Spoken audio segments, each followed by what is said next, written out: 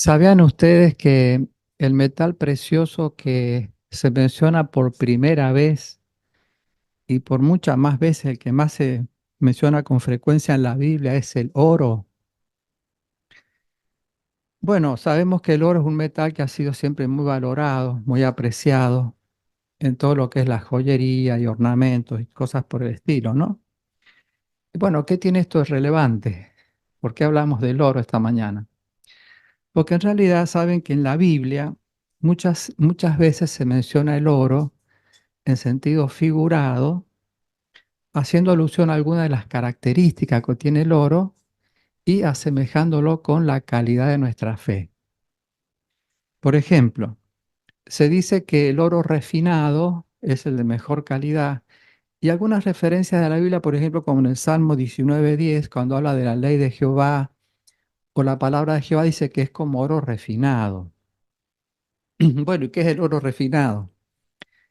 Bueno, los que saben de la materia explican que cuando uno encuentra el oro en su estado natural o las primeras extracciones que se hace, muchas veces ese oro está mezclado con otros metales, tiene algunas impurezas. Entonces lo someten a un proceso que se llama refinación. ¿Qué es esto?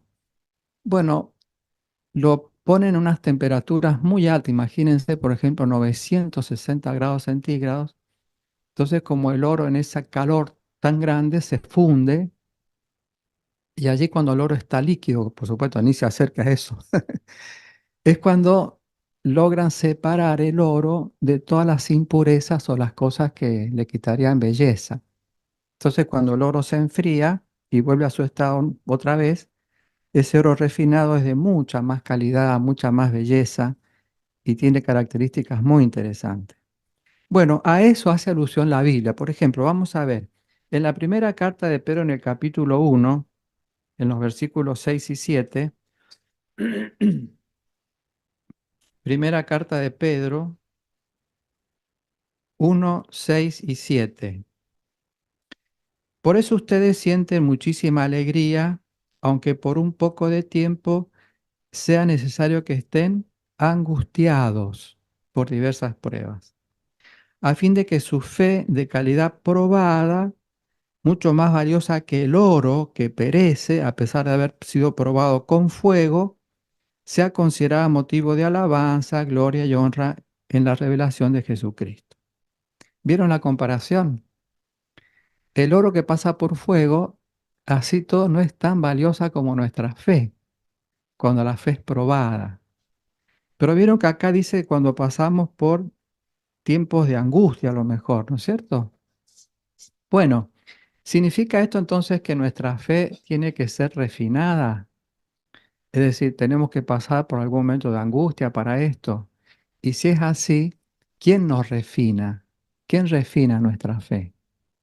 Bueno, si refinar significa que podemos encontrarnos en momentos angustiados, cansados, como que uno ya emocionalmente a veces o físicamente está al borde, al límite, uno dice, bueno, pero eso es probar la fe, eso es refinarla. Bueno, vamos a ver un pasaje que lo hemos usado mucho en la predicación para aclarar un poquito esto y darnos tranquilidad. Vamos a la carta de Santiago, en el capítulo 1, Santiago 1, en el versículo 13, dice, que nadie diga durante una prueba que Dios me está probando, porque con cosas malas nadie puede probar a Dios, ni Él prueba a nadie. Así que es tranquilizador saber que en realidad cuando vienen pruebas no es que Jehová nos está probando, y menos con cosas malas para que suframos, ¿verdad? De hecho, las pruebas, quizás en este momento alguno de nosotros esté pasando por una prueba o ya la pasamos. Una prueba puede ser algo en sentido físico, en sentido emocional, en sentido espiritual. Momentos que quizás nos hacen sentir débiles. Momentos que a lo mejor uno dice, bueno, ya no tengo más fuerzas para seguir luchando, ¿verdad? Y a veces, en realidad, las pruebas son algo que uno dice, pero entonces es necesario pasar por pruebas. Miren, acá la misma carta de Santiago, en el capítulo 1, miren lo que dicen los versículos 2 hasta el 4. Hermanos míos, cuando se encuentren en diversas pruebas, considérenlo un motivo de felicidad absoluta, porque saben que su fe de calidad probada produce aguante. Pero dejen que el aguante complete su obra para que ustedes sean completos y sanos en todos los sentidos y no les falte nada. Así que en realidad, si en algún momento tenemos que pasar alguna prueba en nuestra fe, dice aquí que uno debería sentirse contento porque uno se pone a pensar, a veces las pruebas como que ponen de manifiesto alguna debilidad que nosotros tenemos, ¿no es cierto? A veces hay algún aspecto de nuestra personalidad, hay algo que tenemos que mejorar y las pruebas sacan eso a luz para que uno pueda verlo, darse cuenta. Por eso cuando uno aguanta una prueba, y aunque se sienta en un estado muy triste, muy cansado, muy agobiado, sin fuerza, al final, si uno aguanta la prueba, nuestra personalidad cristiana se perfecciona, como dice allí. Porque siendo sincero, hermanos, cuando uno pasa por una prueba, uno después se da cuenta que ahora quizás uno es más paciente, que a veces uno es más tolerante, a veces más agradecido por cosas que a veces daba por sentado. Así que las pruebas no deberían hacer que nos sintamos mal o amargados pensando que, bueno, Dios me abandonó o Dios no me quiere, sino que más bien lo podemos ver como algo que fortalece la fe y podemos demostrar nuestra lealtad. Pero la pregunta es, ¿cómo enfrentar las pruebas con gozo? ¿Cómo podemos aguantarlas mientras a veces la fe es refinada? Porque ustedes piensen que, por ejemplo, las cosas que ponen a prueba a una persona, ustedes piensen todo lo que pasa en el mundo, todo lo que es enfermedades, injusticias, todo lo que es la política, lo que es la economía, todo eso hace sufrir a la gente. Y nosotros también somos parte del mundo que a veces sufre por esas cosas. Pero aparte de eso, por ser cristianos, por ser seguidores de Cristo, nosotros tenemos que enfrentarnos a otras dificultades, a otras cosas que quizás nos hagan sentir por ahí cansados o sin fuerzas, ¿no? Como vamos a ver más adelante. Entonces, ¿cuál es la clave? Es evidente que por nuestras propias fuerzas, por nuestra propia habilidad no podríamos. Entonces necesitamos la ayuda y la fuerza que nos da Jehová. Y para esto vamos a centrar nuestra atención en dos personajes. Vamos a pensar primero en el apóstol Pablo. Miren, el apóstol Pablo, como ustedes saben, pasó por muchísimas pruebas. No solamente por ser judío, sino que cuando él se convierte al cristianismo, bueno, ahí en la segunda carta a los Corintios describe, ¿no? Todas las cosas que pasó. Pero ¿cómo hizo Pablo para soportar o cómo hizo él para aguantar? Hay una expresión cuando él escribe su carta a los filipenses, él estaba encarcelado en esta oportunidad, probablemente la primera encarcelación que tuvo, y hay una frase muy significativa, Filipenses 4:13. Él dice, tengo fuerzas para todo gracias a aquel que me da poder. Así que tenemos que pensar que la fuerza de Jehová es lo que hará que podamos, si nos sentimos débiles, recobrar la fuerza. El apóstol Pablo es muy claro que era un estudiante de la Biblia.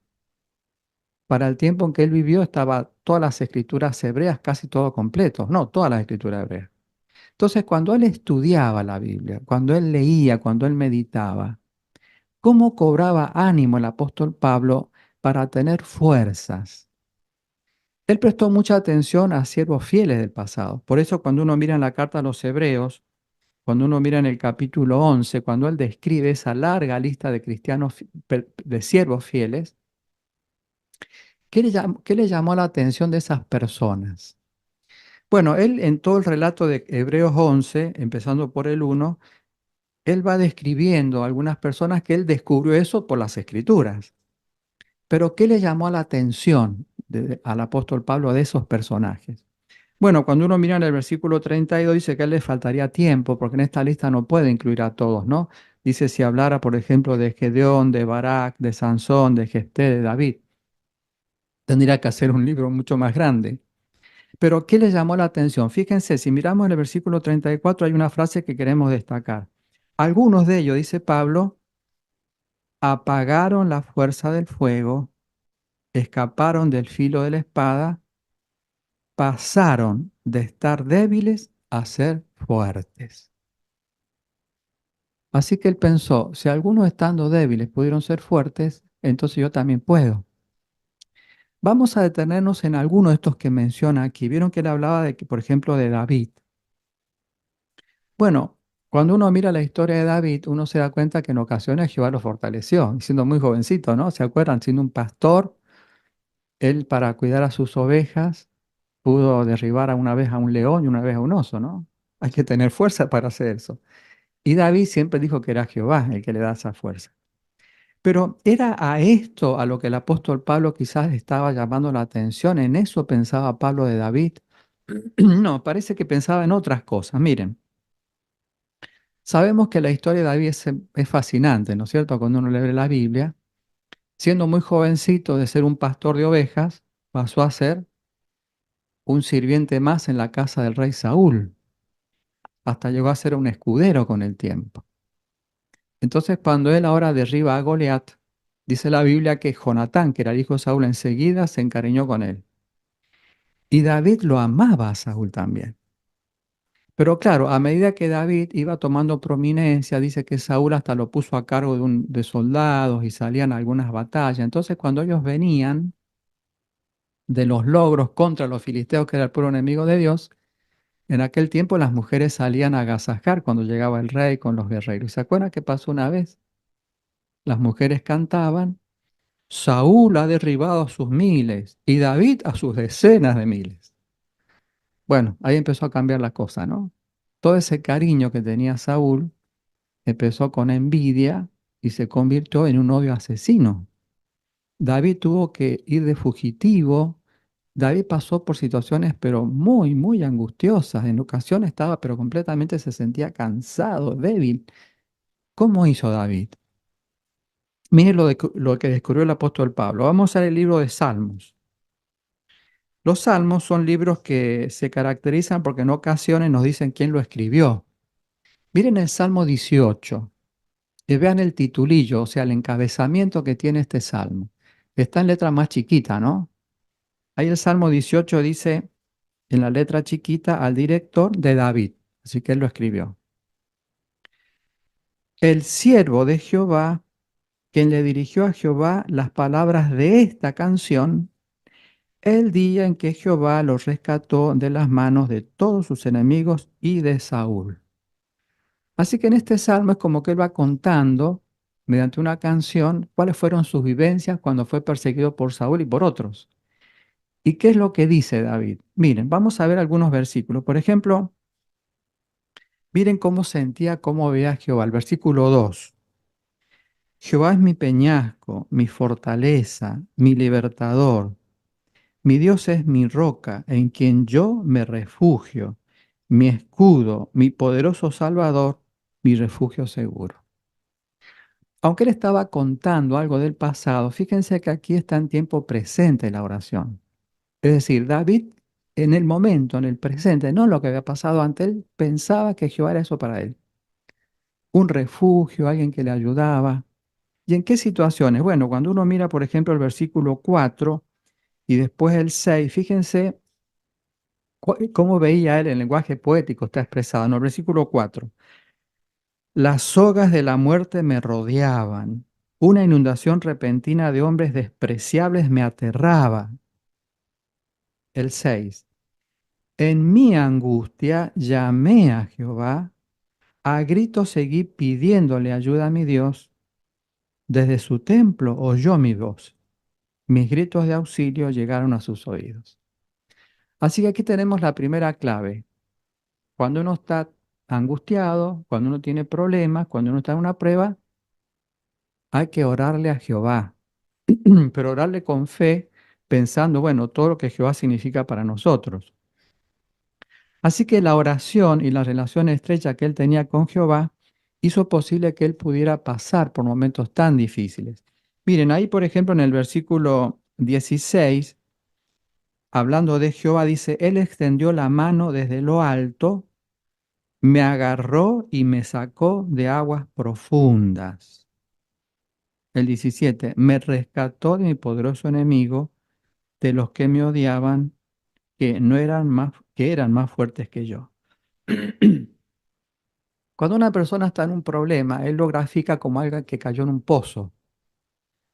Puede ser tan difícil la situación, tan triste, tan angustiante, que uno está como en un pozo ahí. ¿Cómo salgo de eso? Pero vieron, la oración dice, Él extendió la mano y Jehová me sacó de allí. Así que esto nos hace pensar, hermanos, que Jehová responde y Jehová nos ayuda cuando le oramos con sinceridad. Por eso hay otros versículos más adelante, por ejemplo el 35, aquí David dice, tú me has dado tu escudo de salvación y tu mano derecha me sostiene y tu humildad me hace grande.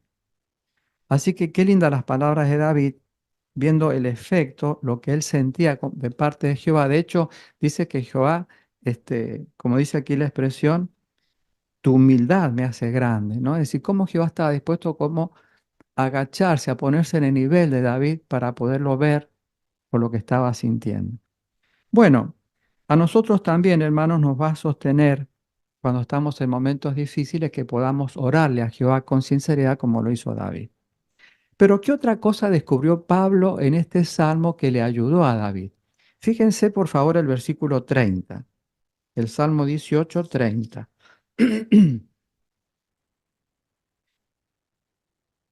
El camino del Dios verdadero es perfecto. Las palabras de Jehová son puras. Él es un escudo para todos los que se refugian en él. Destacamos esta partecita donde dice, las palabras de Jehová son puras. La versión anterior decía el dicho de Jehová. Bueno, la palabra de Dios para David también en ese tiempo habían varios libros de la Biblia que se habían escrito. Ahí David encontraba guía, principios, orientación. Él podía ver cómo era la manera de pensar de Jehová. Y eso a David, aún en momentos muy difíciles, le ayudó a tomar decisiones sabias. O a no arrebatarse, a no irse en un pozo más profundo todavía, sino a buscar la manera de salir de allí. Bueno, esto también nos deja una lección muy linda, hermanos, porque nosotros nos damos cuenta que en este tiempo también los problemas económicos, los problemas de enfermedad, más todas las cosas que nos pueden suceder por ser cristianos, a veces uno quizá no sabe cómo actuar, no sabe qué decisión tomar, pero no estamos a ciegas. La palabra de Jehová, sus principios nos puede ayudar a encontrar la salida. Por ejemplo, uno se da cuenta que a veces cuando uno está así tan desesperado, uno necesita paz, ¿no es cierto? Nuestra paz está perturbada. Bueno, y en la carta a los Filipenses, el apóstol Pablo dice, cuando uno le ora a Jehová, Él nos da su paz, la paz de Dios que supera todo pensamiento. O miren otra expresión de David, por ejemplo, en el Salmo 37. Aquí cuenta él, también se ve que era envejecido, dice, fui joven y ahora soy viejo, pero nunca he visto a un justo abandonado ni a sus hijos buscando pan. Así que en momentos de angustia a veces uno pierde el empleo y justo aparece el empleo que uno necesita en el momento más difícil, pero es un empleo que a lo mejor viola algún principio bíblico, o un empleo que no es compatible con la vida de un cristiano, o un empleo que nos va a privar de las reuniones, de predicar, de estar con nuestra familia. Pero la confianza en Jehová, que Él nos dará la salida, como dice acá, nunca un siervo de Jehová, hermanos, está abandonado ni buscando pan. Los testigos de Jehová en todo el mundo sufren la inflación, las guerras, pero ningún testigo de Jehová está abandonado a la suerte. Jehová se encarga de que el siervo de Jehová tenga lo que necesita, aunque sea lo del día, ahí. Así que esa es una seguridad que nos da la palabra de Dios. Y a veces, hermanos, cuando uno actúa en armonía con nuestras oraciones y uno estudia la Biblia, a veces uno va encontrando textos que nos dan ideas muy lindas. A veces nos decimos son nuestros textos favoritos, pero textos que reflejan ese sentimiento que uno tiene por apoyarse en Jehová. Algunos de estos, por ejemplo, el Salmo 94, a lo mejor ustedes lo piensan también igual que yo. Miren, este salmo es tan bonito, el Salmo 94, en el versículo 19. Cuando las preocupaciones me abrumaban, tú me consolabas y me tranquilizabas. Esta expresión cuando es aquí, tus preocupaciones me abrumaban, la nota dice, o los pensamientos inquietantes se multiplicaban en mi interior. Así que uno se da cuenta, ¿no? La situación por la que uno pasa. Y después dice, tú me consolabas, le dice a Jehová, tú me tranquilizabas, ¿no? Y la nota dice, tus consolaciones tranquilizaban mi alma. O miren qué expresión tan agradable también expresa el profeta Isaías, ¿no? Isaías en el capítulo 40, en el versículo 31 dice, pero los que ponen su esperanza en Jehová, noten, recobrarán las fuerzas, alzarán el vuelo como si tuvieran alas de águila, correrán y no se agotarán, andarán y no se cansarán. Así que miren la metáfora, la comparación de una persona que apenas si puede levantarse del piso, apenas si puede caminar por la angustia, el dolor, lo que sea, dice que Jehová dice hará que se eleve en sentido figurativo, ¿no? Y no va a haber nada que lo detenga, le dará fuerzas. O el otro también que es muy lindo, que es el Isaías 41:10. No tengas miedo porque estoy contigo, no te angusties porque soy tu Dios. Yo te daré fuerza, sí, yo te ayudaré, con mi mano derecha de justicia de veras te sostendré. Miren, todo esto que estamos comentando, hermano, eran cosas que el apóstol Pablo había leído, cosas que David también conoció después, ¿no es cierto? Pero el tema es que todas estas conclusiones que saca Pablo son las que nos ayudan ahora. Entonces ya vimos la primera, la oración, y vimos el efecto que puede tener la palabra de Dios en nosotros, ¿verdad? Pero hay algo más. Hay un detalle muy interesante que cuando cuando el apóstol Pablo analizó la vida de David, él descubrió algo que también es indispensable cuando uno se siente débil, cuando uno está cansado. Y esto es tener buenos amigos. Podríamos comentar, a ver si le viene a la mente, podríamos comentar cuatro amigos de David o cinco. ¿Qué le viene a la mente? Bueno, seguro que el primero que nos viene es Jonatán. Y es verdad, Jonatán fue un amigazo, como decimos, ¿no? Pero cuando David todavía era muy joven, no era rey, Jonatán se murió. Así que ese amigo, aunque fue útil para él, lo ayudó en momentos muy críticos, no duró mucho tiempo. Pero claro, cuando uno lee, por ejemplo, el primero de Samuel en el capítulo 23, el segundo de Samuel en el capítulo 15, el capítulo 17, el 19, eso que Pablo leía, él descubrió nombres. Por ejemplo, ahí se habla de Usai, se habla de Sobí, Maquir, Barzilai. Estas personas en algún momento cuando David ya era mayor, si no hubiera sido por estos amigos, ¿cómo salía David del paso, del apuro? Por ejemplo, piensen en Usai. La Biblia dice que Usai era amigo de David. ¿Y qué amigo, no? Cuando Absalón, el hijo de David, quiere derrocarlo, ¿se acuerdan?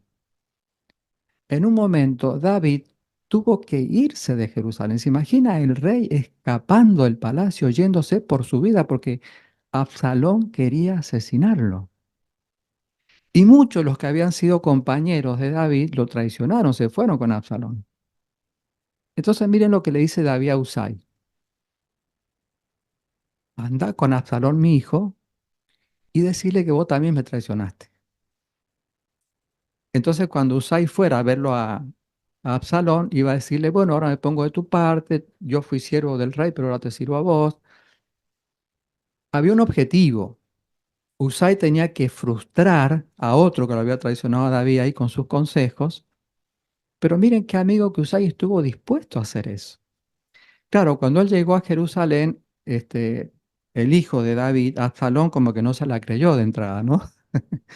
Pero como esto vino de Jehová, el relato dice que finalmente Usai llegó a tener tanta influencia que el consejo de él en un momento frustró otros consejos que le daban otros y se acabó la rebelión. De hecho, hasta Absalón se murió. Así que miren lo que es tener un buen amigo.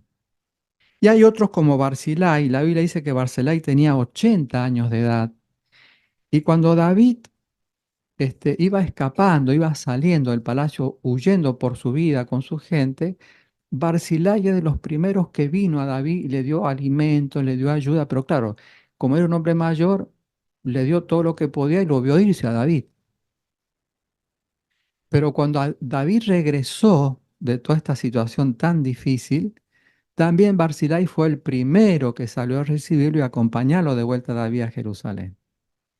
¿Se dan cuenta, hermanos, lo que significa tener buenos amigos? ¿Vendrían de Jehová estos amigos? Y evidentemente no es que se consigan así diciendo, bueno, a ver quién quiere ser mi amigo. Habían cosas que hacer, ¿verdad?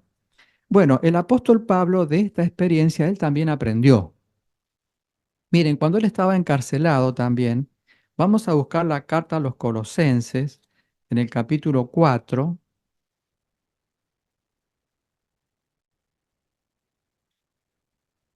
Este fue, parece que el primer encarcelamiento de Pablo, y él aquí menciona por nombre. Por favor, vean el versículo 10 y 11. Aristarco, mi compañero de prisión, les envía sus saludos y también Marcos, el primo de Bernabé, a quien deben recibir con gusto si va a verlo según las instrucciones que recibieron. Y Jesús, al que llaman justo, quienes son de los circuncisos, solamente ellos son mis colaboradores a favor del reino de Dios y se han convertido en una fuente de gran consuelo para mí.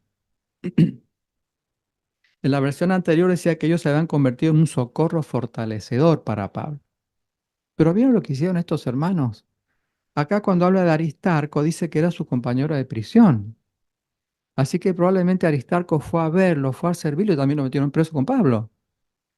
Y estaba este que mencionan de Juan Marcos o también de Jesús, que no sabemos quién es, solamente menciona el nombre. Pero en ese momento, hermano, cuando uno está preso, bueno, ninguna cárcel es linda, ¿verdad?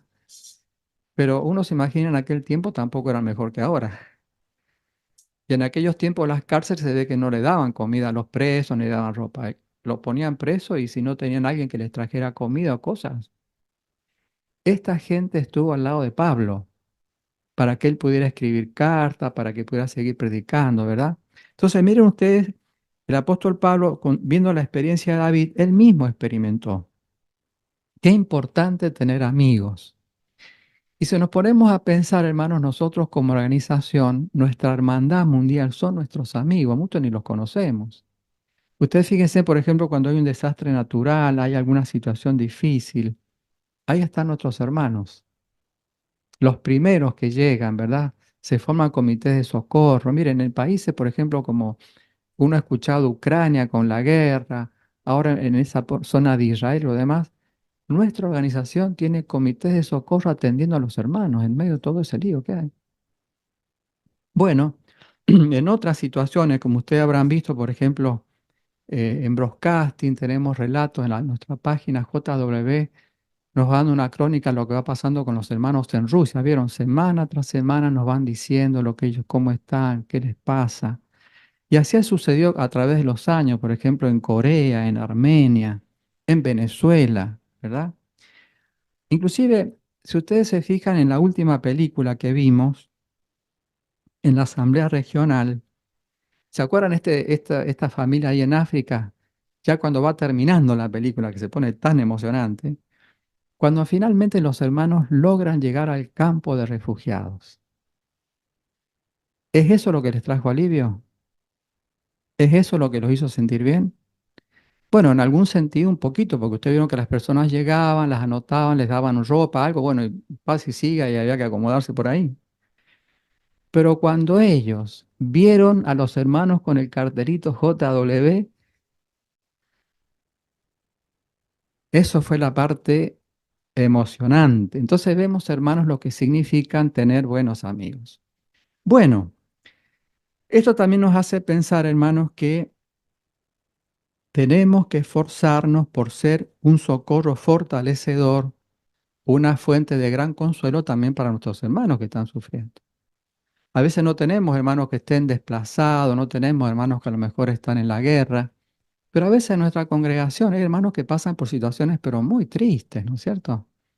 Algunas situaciones solamente las saben los ancianos y no todos, o los hermanos por ahí tienen experiencias que son muy tristes, difíciles. Bueno, ahí estamos nosotros, nuestros hermanos. Quizás un abrazo, un lindo saludo, una visita en la casa. Esto es lo que hace que del pozo, de la debilidad, uno recobre fuerza y recobre poder. Bueno, resumiendo, hermanos, ¿qué les parece? ¿Cómo nos fortalece Jehová cuando pasamos por pruebas difíciles? Es decir, ¿cómo es que de un estado débil se nos hace poderosos? Bueno, como hemos visto, por ejemplo, en el Salmo 18, en el versículo 6 y en el 30, Jehová nos fortalece respondiendo a nuestras oraciones sinceras. Él es un refugio para nosotros. O la palabra de Dios, sus principios nos fortalecen. O como vimos en la experiencia del apóstol Pablo, motivando a nuestros hermanos para que ellos vean que podemos ser una ayuda en tiempos de angustia, un socorro fortalecedor. No sabemos, por supuesto, hermano, lo que nos va a pasar de manera individual en los próximos días, en los próximos meses, en el tiempo que este mundo le queda, ¿verdad?